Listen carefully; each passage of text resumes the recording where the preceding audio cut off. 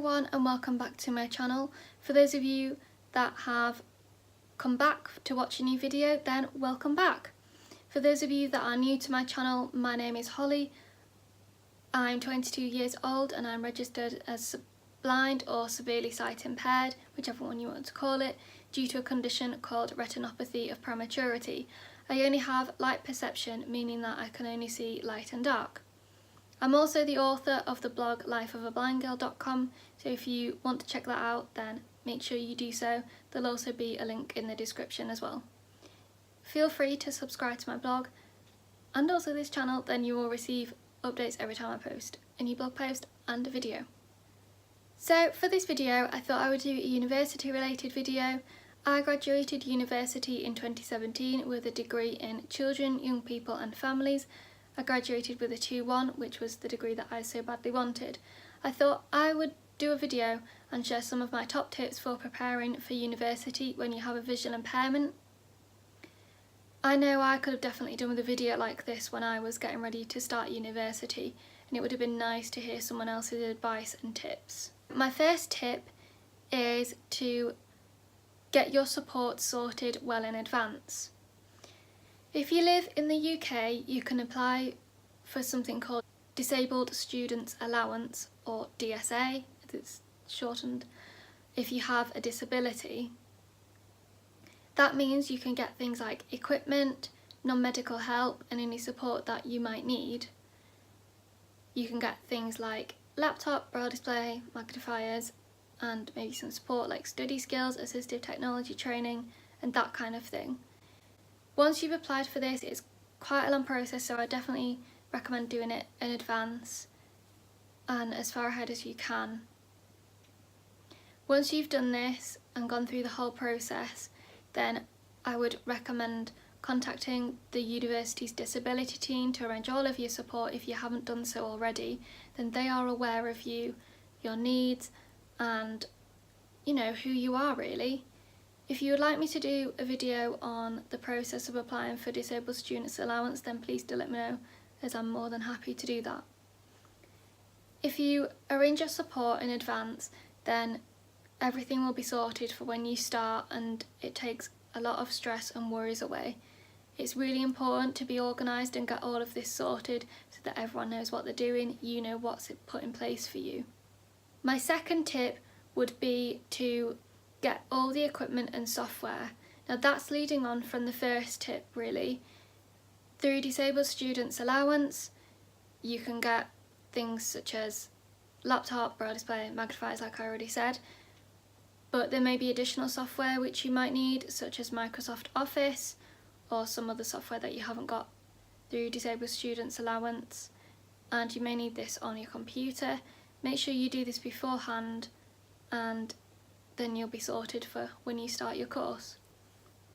Tip number 3 is to get all of your essentials, so whether this is bedding, cooking appliances, clothes, food, anything like that, get it sorted so that you don't need to worry and you know what you're taking and what will go where and you know exactly what you need. Tip number 4 is to speak to your course leader and get to know them. This is really important because they need to know about you, about your needs, so your disability. They need to know what adjustments to make, how to make things accessible, and they want to do that in advance.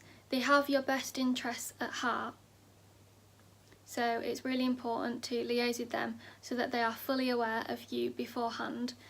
You can contact them by email, over the phone, or even better, meet them face to face so that you can get to know them even more. Once they're aware of you and what you need and what maybe your concerns are or your worries, then they can sort everything out for you. They can tell your lecturers how to make things accessible, how to put materials in the correct format for you, and just how to make your journey a lot easier.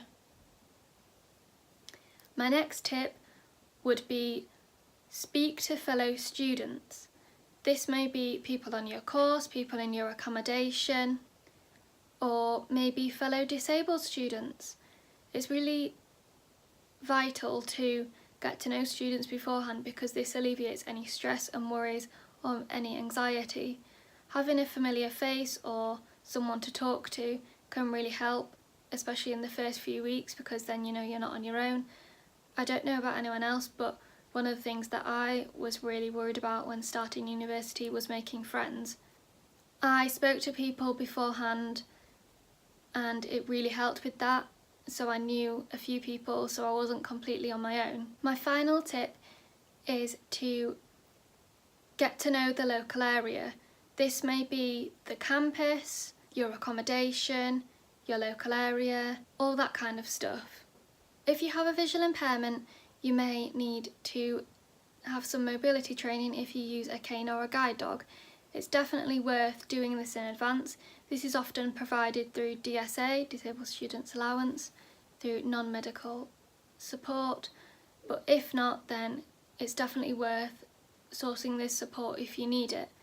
I would suggest doing your mobility training in advance if possible and if you can, but if not, then I would recommend doing it the first few weeks at the start of the term.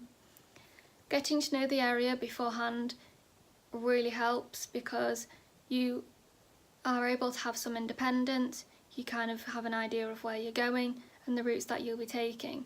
So some of the routes that you might want to do may be things such as your accommodation to the campus, getting around the campus, so where the key points are, like the library, the routes to your lecture rooms, classrooms, lecture theatres, wherever, and routes to the nearest local supermarket or into town and things like that, so you have an idea of where you're going and you don't have to rely on anyone else taking you, or you don't have to worry about how you're going to get there.